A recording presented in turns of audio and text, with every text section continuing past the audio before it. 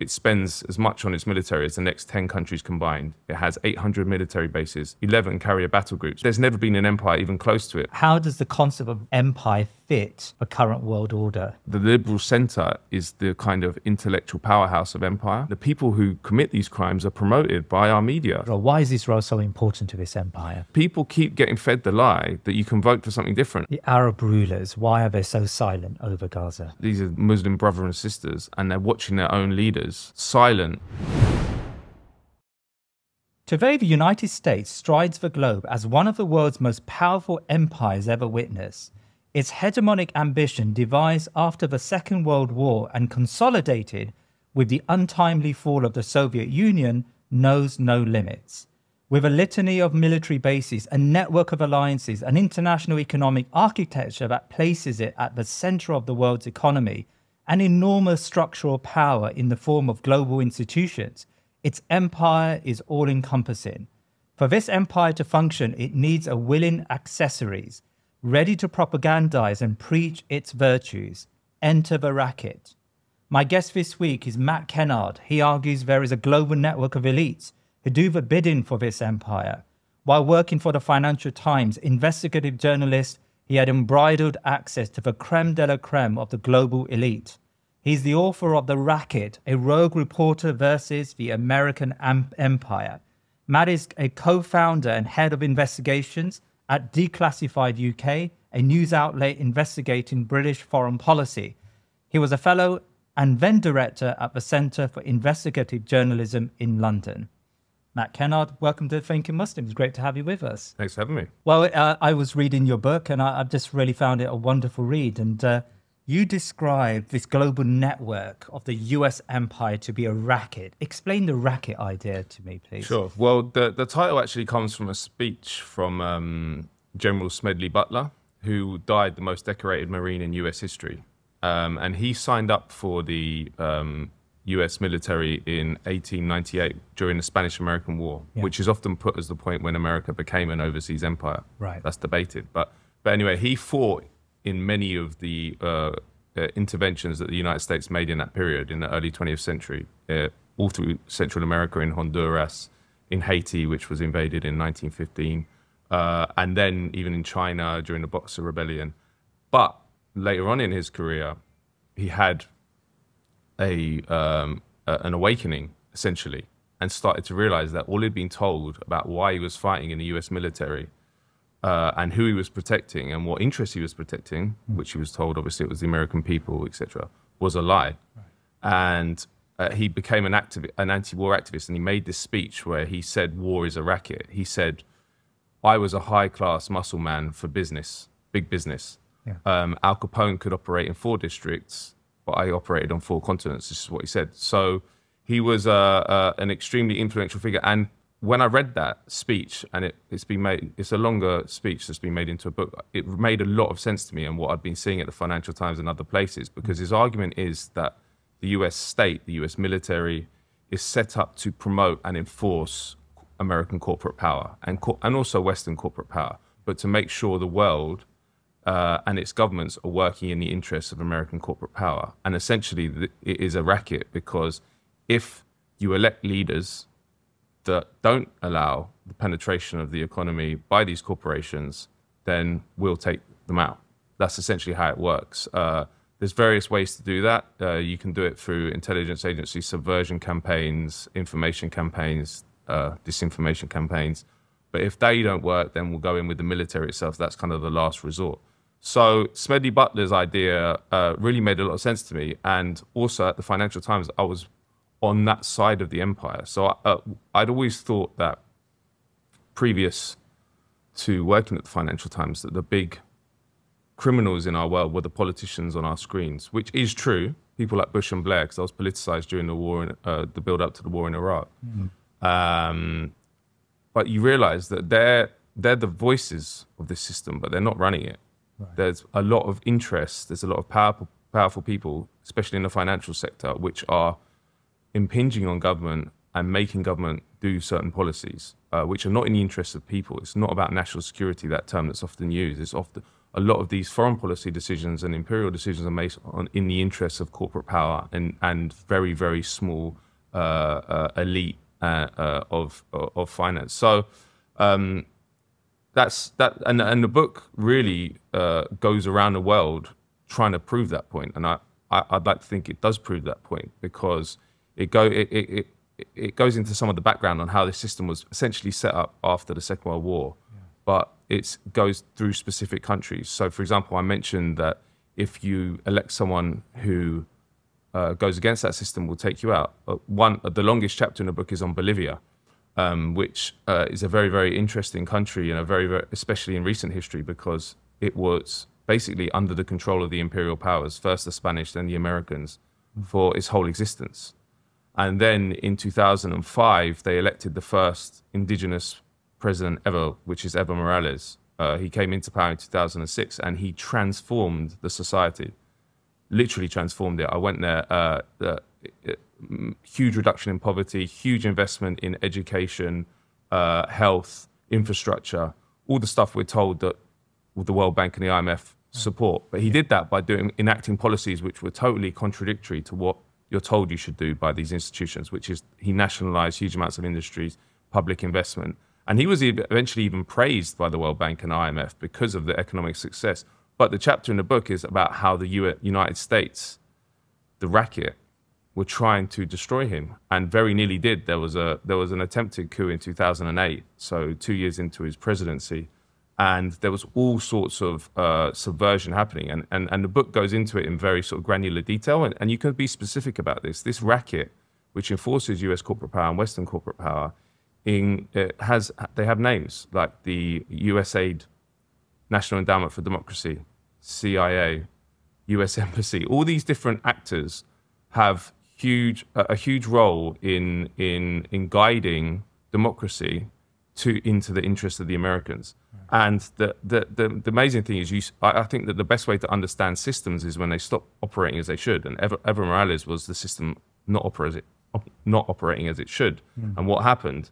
All those institutions that were told promote democracy and freedom, like USAID, National Endowment for Democracy, they had to come out of the shadows and be quite explicit about the fact they were trying to subvert and overthrow, essentially, the government of Evo Morales. So it was a very eye-opening experience. And in fact, that's why I concentrated on the US empire for most of my career before we started Declassified UK, because everywhere I'd go where I'd see hope shoot up, where I'd see liberation movements shoot up, governments that are independent of international forces and promoting sovereignty for their people, it would be the US with allies that would be coming in and trying to destroy it. So I think that progressive forces, people who believe in truth as well, because this system is massively warped when you get it in the mainstream media, need to concentrate on the American empire as the overriding force which is guiding international affairs. And that doesn't happen. You can't mention it in the mainstream media. This is a term. You can talk about Russian imperialism or Chinese imperialism, but you can't talk about American imperialism if you want to work in the mainstream media in the US or the UK. So that's quite amazing that you have the most powerful empire in the history of the world, and it is. If you look at its military prowess, it spends as much on its military as the next 10 countries combined. It has 800 military bases all over the world. In 132 of the 190 UN member states, it has a military presence. It has 11 carrier battle groups, which are these huge battle groups which can go anywhere with military planes. There's never been an empire even close to it militarily. So how can you have that in place, guiding the world, making it impossible for us to make progress as a species, and you can't mention it? So hopefully the book will change that. I doubt it, because the mainstream often marginalizes these ideas. But there is, obviously, with ourselves, there's a big alternative media ecosystem coming up. And I think that the system which supports and promotes the myths which sustain the American empire is dying, essentially. A lot of those, they're not robust anymore. You can say stuff now that used to get a lot of pushback, and that doesn't happen as much anymore. I think Gaza, I know we're going to come on to that, but I think Gaza is a major, major part of that, because you've had 10 months of the most horrific scenes most of us have ever seen in our lives happening, And then we've been seeing the Democratic president, not the Republican, the Democratic president, Joe Biden, get up and support it all and arm it all and give more and more weapons and the American empire has always been ruthless and brutal and bloodthirsty, but it's been much more covered up now. It's out in the open now with Gaza. No moral human being could look at what is happening there and not want to do everything they can to stop it. And the American government, not the American people, the American government have done everything they can to sustain it and support and make it continue. So there's an awakening in the world. Hopefully that will continue. And also hopefully when people realize that they've been lied to about American power in Gaza and Israel-Palestine, they'll realize they've been lied to it about the whole world. Can I ask you about the concept of empire? Because of course, when you talk about empire, it conjures up images of the Roman Empire, large, continental, post-continental empires or broad continental empires that have large possessions around the world. Yeah.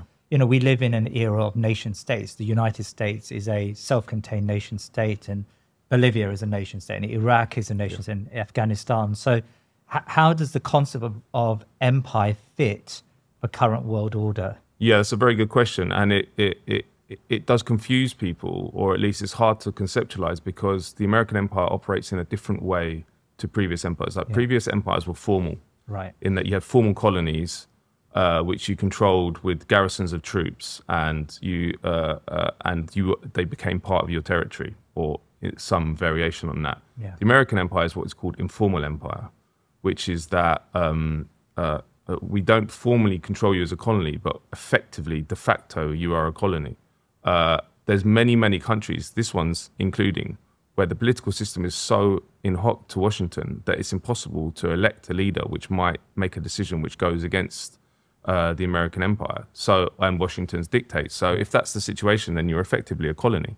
And we have, in Britain, over 12,000 American troops permanently stationed in our country. Again, a fact that's never been mentioned in the UK media. Yeah. But how can you have a independent political system and an independent foreign policy if you're occupied by a foreign military on that scale? That's not even to say the NSA and the CIA intelligence bases in the UK, which there are many. We're not called part of the American empire, but we are. That situation I've described describes a part of an empire, doesn't it? And that's operated all around the world. But the US does also have formal colonies as well, in Hawaii and others and others in the Caribbean. But it's not the predominant way that it exercises force, because it doesn't have to.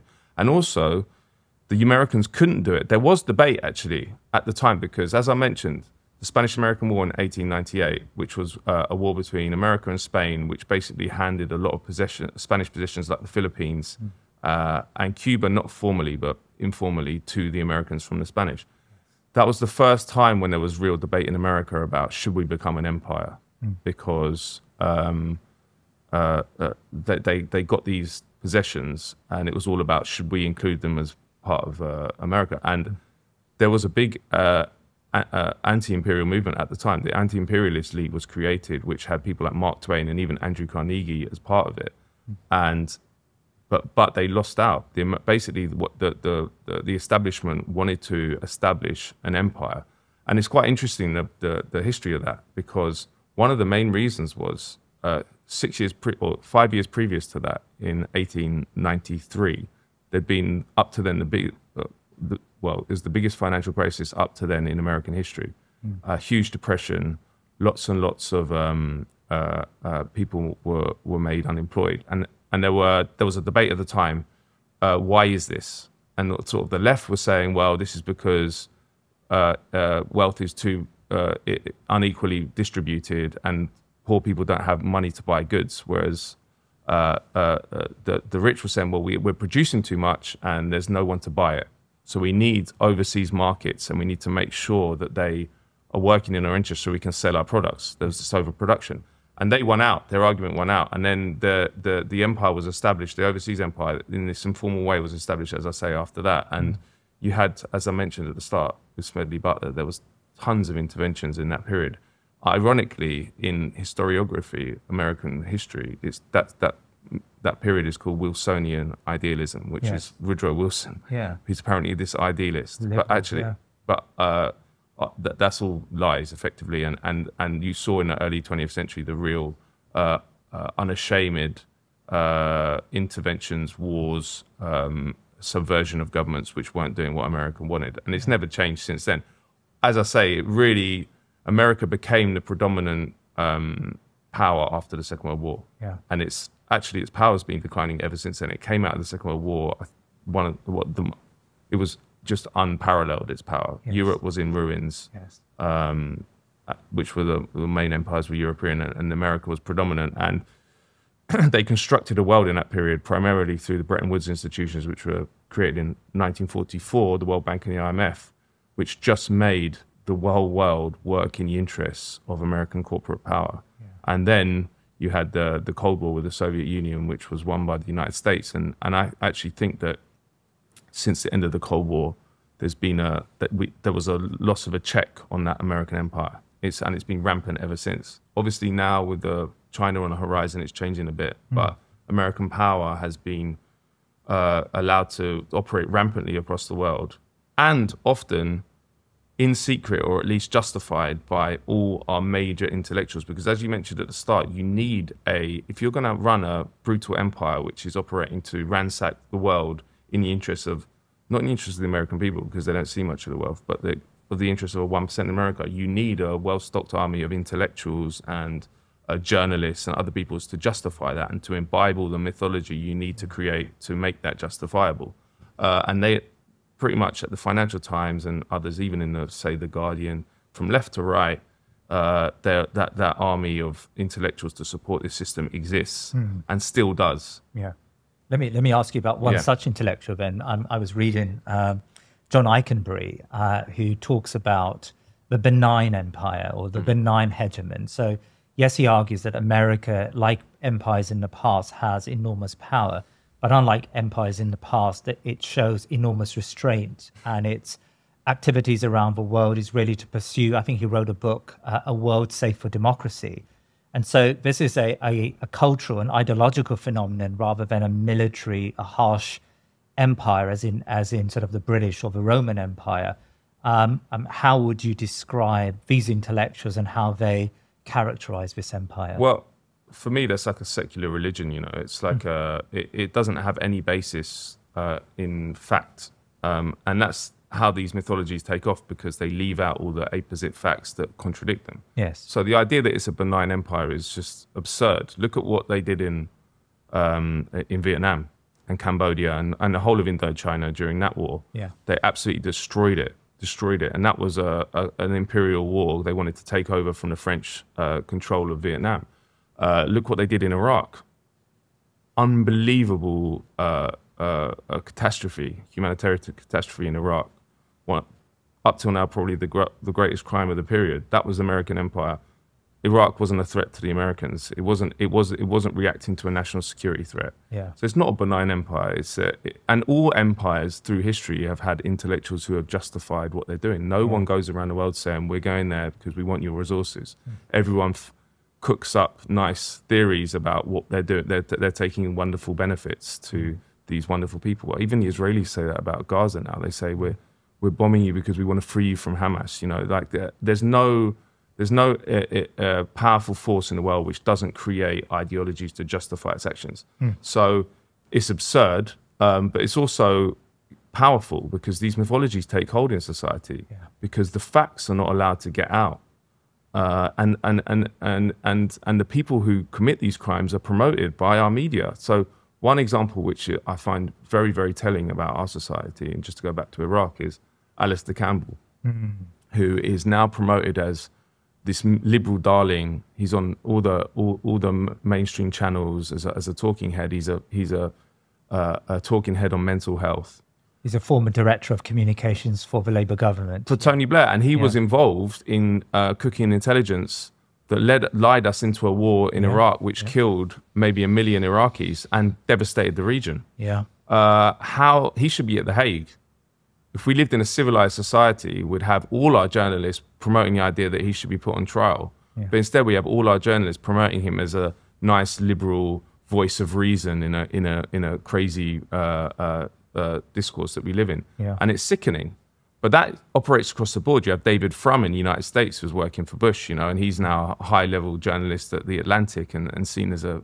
So, I mean, it operates in every power system. It's like in the Russian system, it operates the same way in the Chinese. Like you're allowed to criticize and attack and talk about the crimes of enemies, but you're not allowed to talk about your own. And there's a reason for that, because we have more power over what happens here.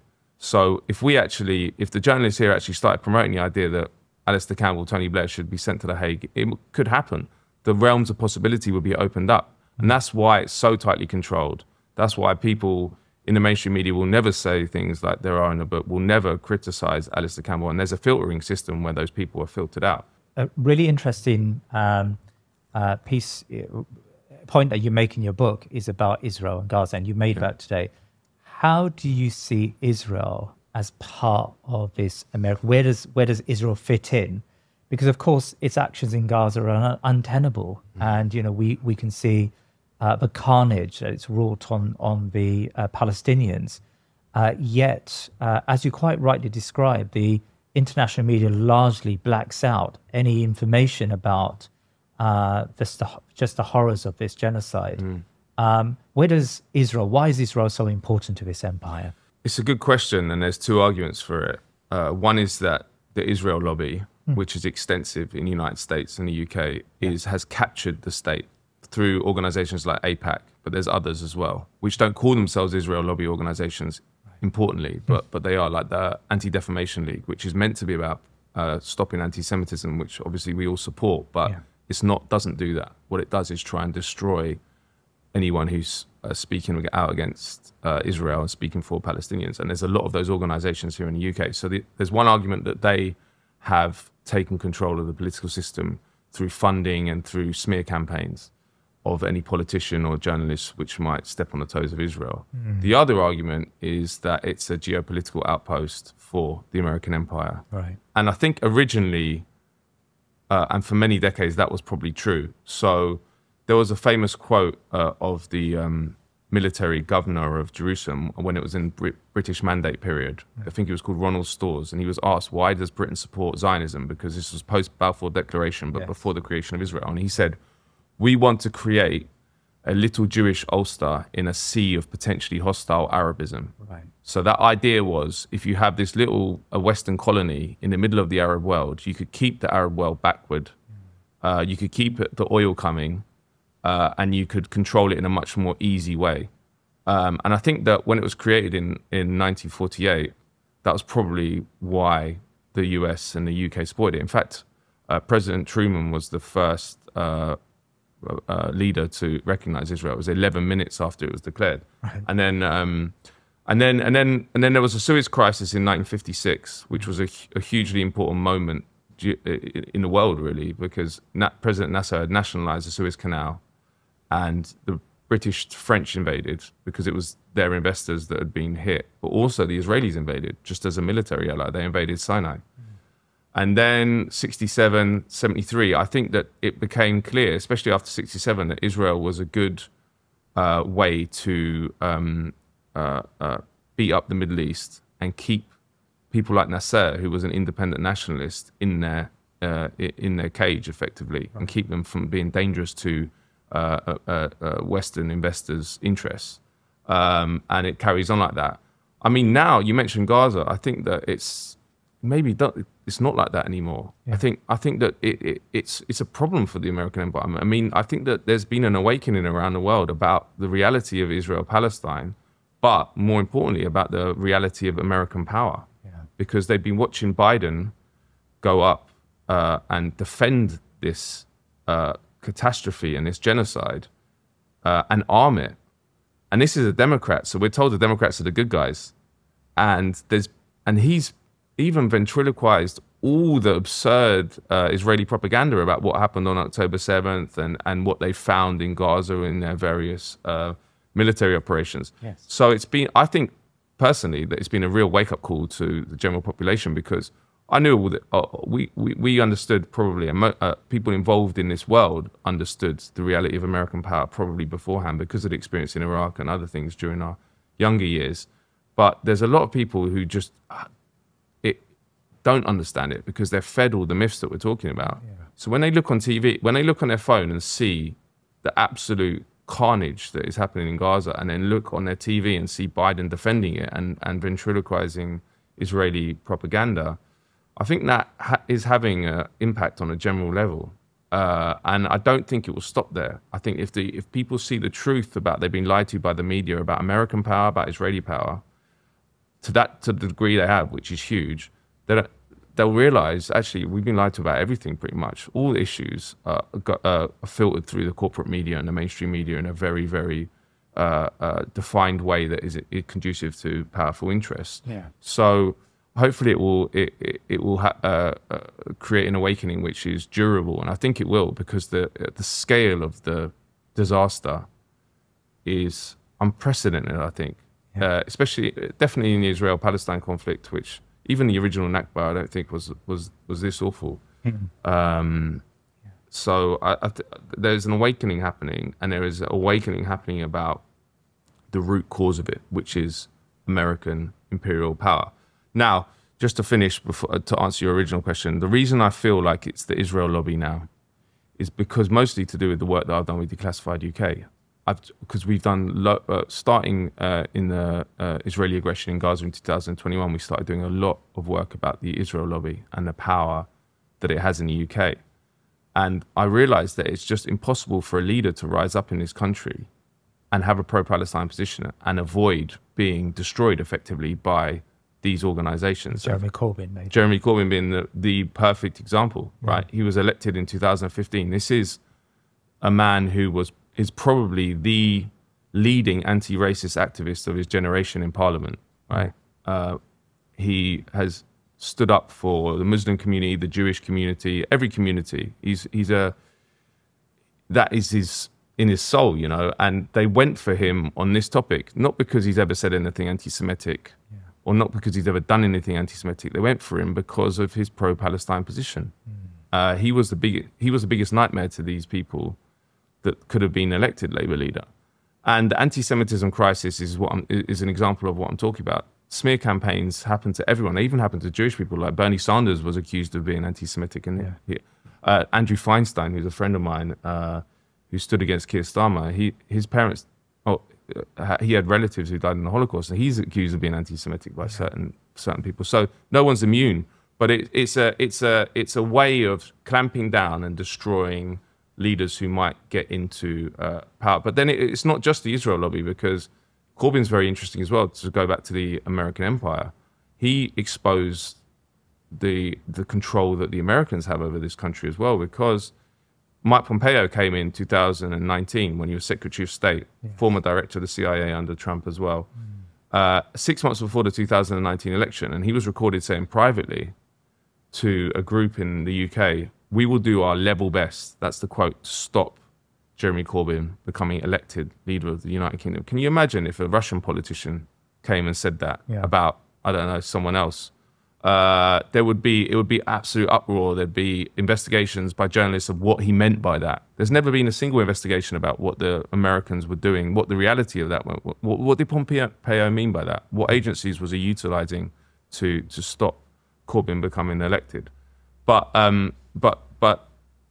all that stuff operates in secret, and all this stuff is happening in our political system, and yet we can't talk about it, and you can't even.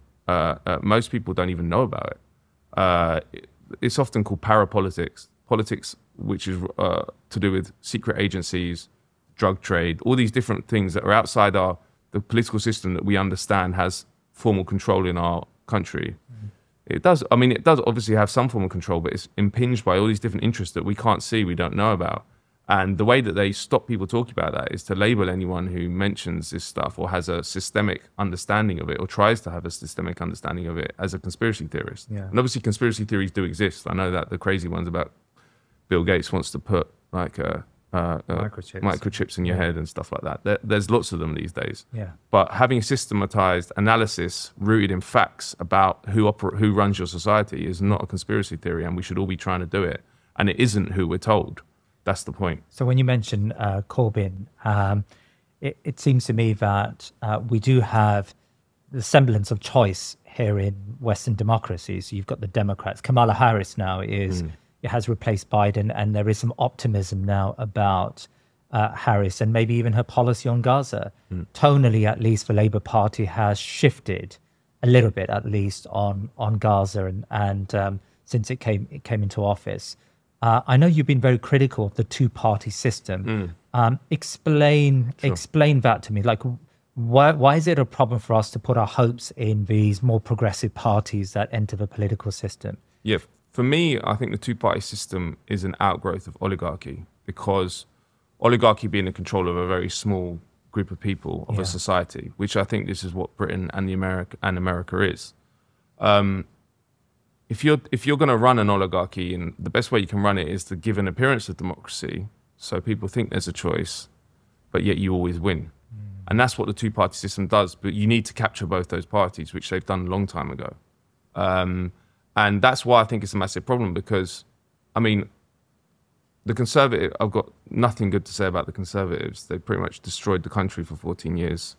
But they are what they say they are in some ways. You know, like everyone knows they operate as a political arm of the rich, and that they're going to promote British and American imperial interests abroad. That's what they're set up to do. I find Labour more problematic because it gives the appearance that we have a choice and that there is a party and a group of people that can represent us that goes against that Tory idea of the world, of domination by the establishment, effectively. And they're not. They're part of the same system. There might be some surface differences, as you say. There may be some tonal differences over Gaza and over austerity, although it's just come out recently that Rachel Reeves is going to impose more austerity. Yeah. So actually, the gap between them is cigarette paper, but it's now small. It's now thinner than that. Yeah. And it's really it's a recipe for social unrest. Because people keep getting fed the lie that you can vote for something different. And so people have been fed the lie for 14 years. And it was true, I bet, under Corbyn, that you can vote for something different, right? And now they've got a Labour government.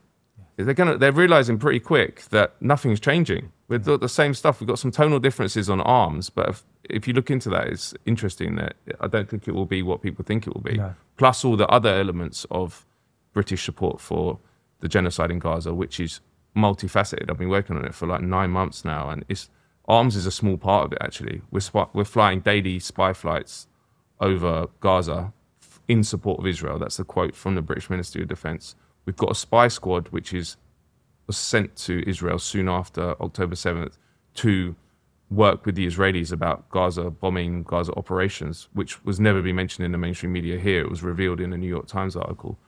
So all these things are still going on behind the scenes. So the two parties, and yet people, if you talk to most people, they'll be like, well, yeah, Labour's, they're a bit better on this, they're a bit better on that. And so if you actually look at it, there's some surface differences, but it's basically the same thing. And I think that there's only so long a system like that can go on because people won't take it. And it's closing as well. That's the other thing. I think that there was more difference between the parties pre-90s, you know. We had Michael Foot, who was Labour leader from 1980 to 83. Kinnock after that, who was obviously on the right, but he was nowhere near what Keir Starmer is. So we're seeing a closing of the political, what's possible in the political sphere, the smashing of Corbynism. That's the other thing, is that they've absolutely destroyed it. And that's the Labour Party who's done that. And I'll finish with this as well. What's the problem with the two-party system? Who were the main culprits for destroying Jeremy Corbyn? It wasn't the billionaire-owned press, who were part of it, obviously. It wasn't the Israel lobby, which were part of it, obviously. It was the Labour Party itself. They made it impossible for him to operate as leader. He got the biggest swing to Labour since 1945 in 2017. He obviously didn't win the election, but if he hadn't been fighting a guerrilla war against these people trying to destroy him for 2 years, he would have easily won that election. And a lot of people, it came out afterwards that a lot of Labour Party honchos had been actually actively working to stop him being elected. So West Street, yeah, all that. I mean, which is obscene. Yes. Because that led to all the horrors of what Theresa May and Boris Johnson and all the rest of them did. So we need to. I think that's once people lose this idea that we have a choice and that we're allowed to have a choice, because it's not just, it doesn't happen by coincidence. The oligarchy controls and has captured both parties, and then I don't think much will change until that realization. But I think that realization is happening. I think the severity of the clampdown by Starmer on opposition in the Labour Party is unheard of. Even Tony Blair. Well, in fact, Tony Blair didn't do it at all. I was actually asked Jeremy Corbyn about this the other day when I interviewed him. I said, because obviously he was suspended from the Labour Party and not allowed to stand in his constituency, which he's represented for 40 years as a Labour candidate. He won as an independent. But I said to him, you were speaking out a lot against Tony Blair during the war in Iraq and around PFI and all these other things. There was never even an idea that he would suspend you. And he said, yeah, it was totally different. Like there was a space for dissent, where Starmer's destroyed that and turned it into a streamlined, no dissent, neoliberal warmonger party.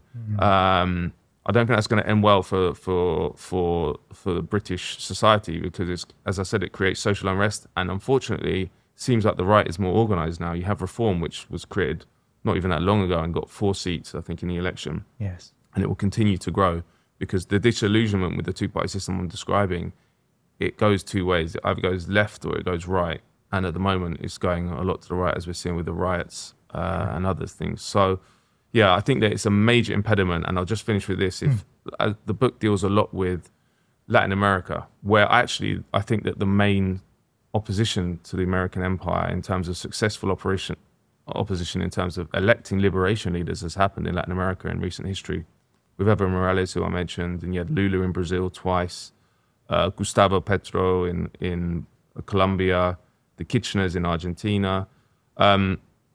They all had to create, nearly all of them, their own parties to get into power, because they understood that the 2 traditional sort of oligarchical powers, even the left liberal ones, were set up to stop them getting into power. Right. So Lula created the Workers' Party in 1980. There was, I think, 4 or 5 elections before he eventually got into power. But they understood that, and I think we need to understand that here. And originally, before Jeremy Corbyn, I thought, man, the Labour Party is the impediment to progress. It won't allow us to get into power and enact policies which are in the interest of the people. And then when he got elected, I was like, okay, maybe I was wrong about that. But actually, as I say, the experience of Corbyn really proved that point. The fact that they became the major vehicle to destroy him really shows that, well, we need to have a bigger imagination. We can't keep thinking Labour are going to save us. The Arab rulers, why are they so silent over Gaza? Very good question. And it's disgusting.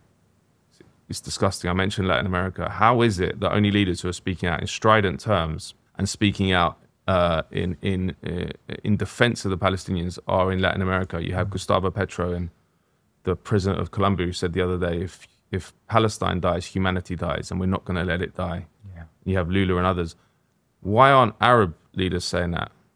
Where are they? Yeah. And I mean, the answer to that for me is that they are working for the empire, and they're working against their people, and they're working against the Palestinians, because they're working for the empire, which has an interest in destroying them.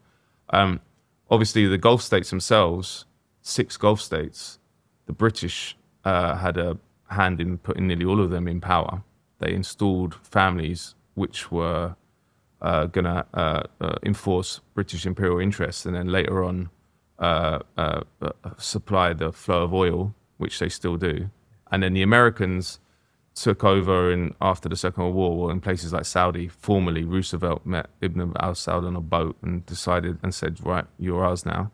And so the Saudis, particularly, who could actually have an impact, they're in the pocket of the empire. And again, I mentioned an awakening about the role of the American empire. I think this is having a major impact in the Arab world, because there's so much outrage, as there should be, and it's natural, to what is being done to the Palestinians. These are Muslim brothers and sisters, and they're watching their own leaders silent in the face of this horror. And I think it might make some problems for them in the future, because again, this realization is happening on a level that I don't think it did before. And you saw it with the Arab Spring as well. The American empire has these satrap rulers, effectively, like the Saudi dictators, the Omanis, the Bahrainis, and if they try and if the people try and rise up against them, then the Americans will come in, and the Brits and the French, to try and stop them rising up. I mean, Egypt's a very good example, and there's a chapter in the book of Egypt on Egypt, because I went there soon after the January 25th revolution in 2011, and at that time it was ruled by SCAF, the Supreme Council of the Armed Forces, and that was an interesting organization, because effectively what happened there was Mubarak was Egypt is, like Israel, is a major American outpost, and has been since Sadat in the Middle East. And they basically supported Mubarak up to as much as they could, until they realized that he was a goner. And there were people, but what they wanted to do was preserve his regime with a different face. And SCAF was that, right? SCAF was basically just military junta. And then there was the democratic elections in 2012, and then Mohamed Morsi won, first democratically elected leader of Egypt ever. And then he was taken out in a coup, backed by the Americans, the following year, and then killed, and his son. So that's what happens if you try and go up against this ruling class that operates all around the Arab world, which is operating in the interest of the American empire. And the American empire, it's a quid pro quo. The American empire supports them against their own people if they need to take them down. Yeah. Now, I'm not saying that any other empire is going to operate in any different way. Like, I'm not into the idea that the Russians or the Chinese are particularly interested in values and all the things that the Americans say they're interested in. Probably not. Everyone's playing the great game. But the point is, it's the American empire which is the most powerful one now. It's the American empire which has the power, and it's the American empire which has the most warped perception in the mainstream. That every time you open a paper, you can get criticism of what Putin or Xi Jinping is doing, but you can't. You won't get the criticism on the same terms about Biden in terms of foreign policy. It's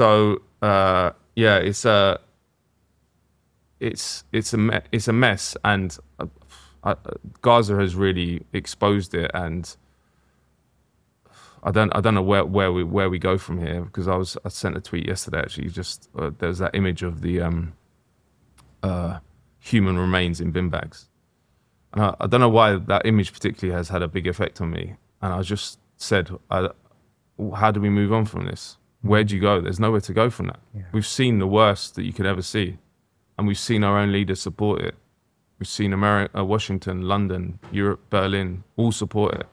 How do we move? I don't know if we can. That was a genuine question. It wasn't a rhetorical question. Yeah. I don't know. Yeah. But all I do know is what we should be interested in, and all we can do is tell the truth, because that's the most important thing. The truth is submerged amongst a sea of propaganda. Well, I want to ask you about this because, of course, you've described here an all-encompassing empire. You know, Jeremy Corbyn tries to take the reins of the Labour Party. He's subverted by apparatchiks of the empire. You know, Mohamed Morsi comes to power in a democratic election. He has supposedly the levers of the state available to him, and within a year he's deposed by a military leadership backed by the Americans. All around the world, the Americans seem to have this enabling power to subvert any challenge against its empire. You were part of the Financial Times, you know, a very prestigious media organization. You call these organizations no more than cheerleaders for this empire.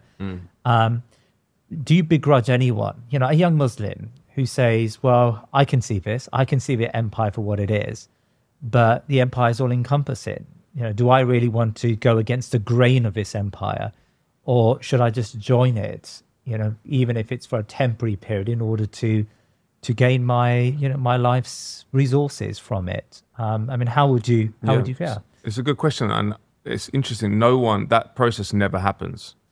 So no one, obviously people do join it, and millions of people join it in various different ways, but no one goes into it with the realization. No one says, I'm joining this bad thing. Or maybe some people do, there's a few, but most people just start imbibing all the theories about why it's a good thing. Yeah. And that's very easy to do. Your conscience is clear. Yeah. You can join the system, you can get paid well, you can do the job you want to do. Yeah. And so it's, and because that you realize with human psychology, no one wants to look in the mirror and see a monster. So you devise. So I talk about that in the book, actually, about people I interviewed around the world, even not young Muslims or others who are debating whether to get involved, but people who are actually on the inside. And not all of them are bad people. You can tell, you know, you meet people who are good people working on the inside, but they all believe the myths that are created to justify it. They've drunk the Kool-Aid. They've drunk the Kool-Aid, and I understand it. And in fact, at the Financial Times, I could have done that. I felt a lot of pressure to do that. Yeah. And the only reason I think that I didn't stay there and didn't drink the Kool-Aid was because I never got into journalism. This sounds like corny and not true, but it is true. I never got into journalism because I wanted a career or something like that. Yeah. I'd always got into it because I thought it was a powerful way to affect change in terms of promoting justice or truth. So when I realized I couldn't do that, and it wasn't about truth mainly, especially about these topics, it wasn't a difficult decision. But I think but there's very, very few spaces in society. That's the other thing. So I don't also begrudge people. Well, I begrudge people who do certain things, like go and work for arms companies, or there are certain things that I think no one should do if they're a moral human being. But the thing you realize is that this system, the American system, the corporate system, has cannibalized society so much, to such a degree, that there's very, very few spaces where you can have an independent voice or say things against the system. And there's a reason for that. No systems build themselves to self-replicate. And if you're going to do that, you don't want to have little spaces where people can criticize the system itself. So yeah, I mean, everyone's different, aren't they? They have to make judgments based on what they want from their life. But I think as progressives, and I don't even like the term progressive, what I think we should talk about is being interested in truth that's not impinged on by state and corporate power, because truth is battered about by those two sectors.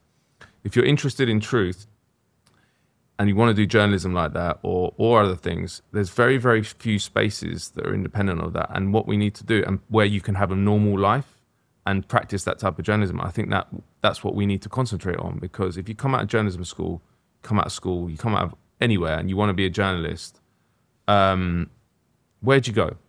Why did I join the Financial Times? I didn't really want to join them, but there was nowhere for me to go.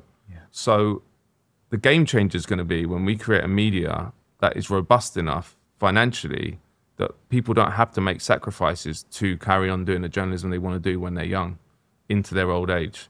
I think we can do it. It's just a question, because states and corporations have all the power and all the money. So how do you do that in that context? But that's going to be the big game changer. So I'd say to young people who are debating whether to get involved is, you only live once, you know. There's only one. You're only on the planet for 80 or 90 years if you're lucky. And do you want to sell your soul to a machine, which is the heart that at the hardest end is doing what is in Gaza? Because that is the reality of what the machine is. That is the reality of it. So don't do it, but don't feel bad if there's nothing else for you to do. Because people say to me, they're like, well, why did you join the Financial Times? You're a hypocrite. Yeah. You know, why, if you believe all this stuff, why would you go and join an organization like that, which Financial Times is? And that's kind of true. But I used it in a way that I thought would promote truth and justice.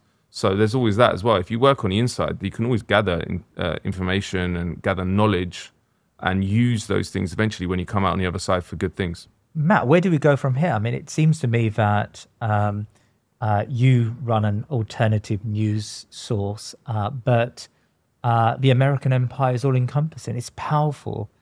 You rely on YouTube to transmit your material.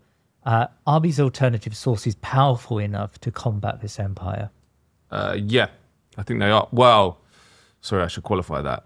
They're powerful, but we don't know where they're going to go. Because, as you say, social media, the internet, has wrested power away from the state in terms of diffusing information.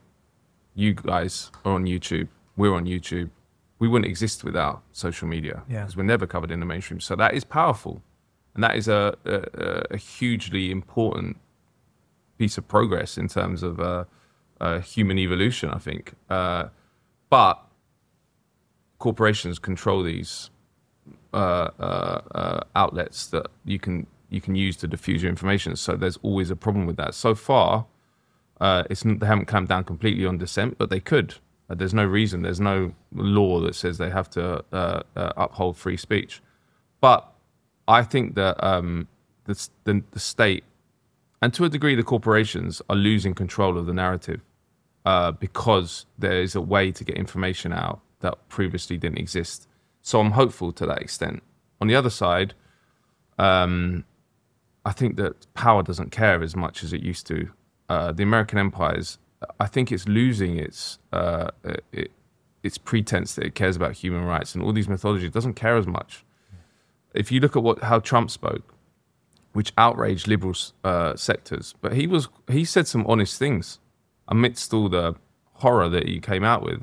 He said, how many people? I remember he was interviewed about Putin, and he said how many, and they were asking him about Putin's assassinations and stuff, and he said, well, how many people have America killed? You know, how many leaders have they overthrown?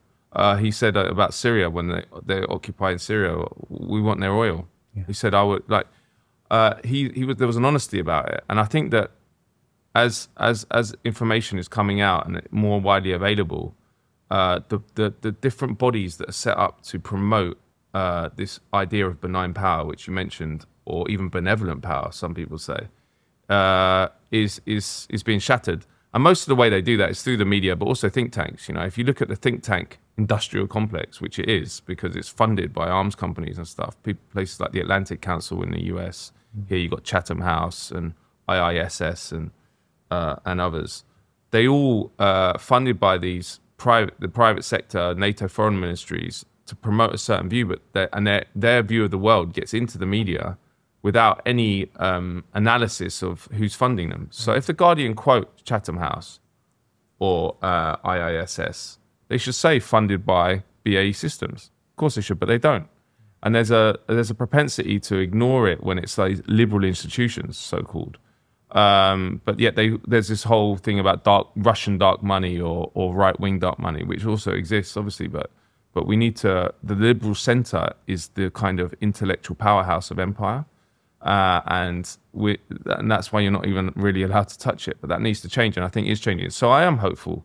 I think that there's a lot of interest and understanding about the major issues of the day. And I'll finish with this example. Look at the other day, me and my friend Ahmed Al-Nouk, who's a brilliant journalist from Gaza, we made a short video with Palestine Deep Dive about Zionism. Very simple, just what is Zionism in reality, away from all the propaganda. It got 2 million views on Instagram and Twitter. Number one, which was amazing. So people are thirsty for knowledge. Number two, we didn't get that much hit back from the Israel lobby or different trolls. And I think that that's because there's been a breach. There's so many people who understand Zionism, but also American imperialism now, that they can't, the dam has burst. The water's flowing out. Everyone's speaking openly. They don't care as much about all the smears that might come, and they can't control it all. So there's not even time to, if everyone's saying it, there's a power with the people in terms of mass numbers. So, and I think we've reached that point already. I definitely think that the general population, or at least part of it, have woken up, and they're not scared anymore. And I think that's a natural response to seeing the horror in Gaza. Because if you're not feeling brave now to speak out and to speak the truth about issues like Zionism, about issues like the genocide, then you never will. Because we're seeing horror on a level I've never witnessed daily. There was a school, the massacre at the school 2 days ago, 100 people killed. But someone tweeted afterwards, they were like, what?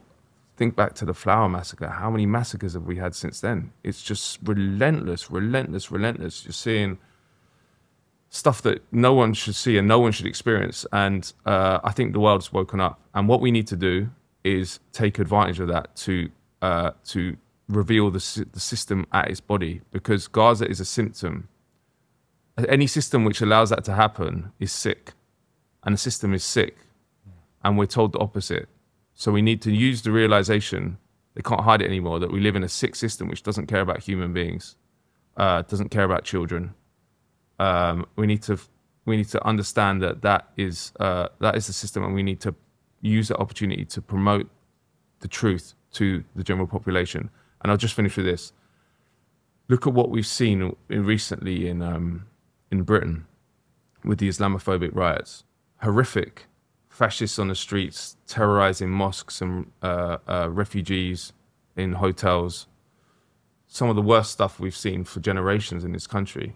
Now, that is a product of our society. That is a product of a billionaire-owned press with people like Rupert Murdoch, Lord Rothermere, all these others who don't want people to understand how the world really works, because then they'd start attacking their power, their wealth, because they're the problem.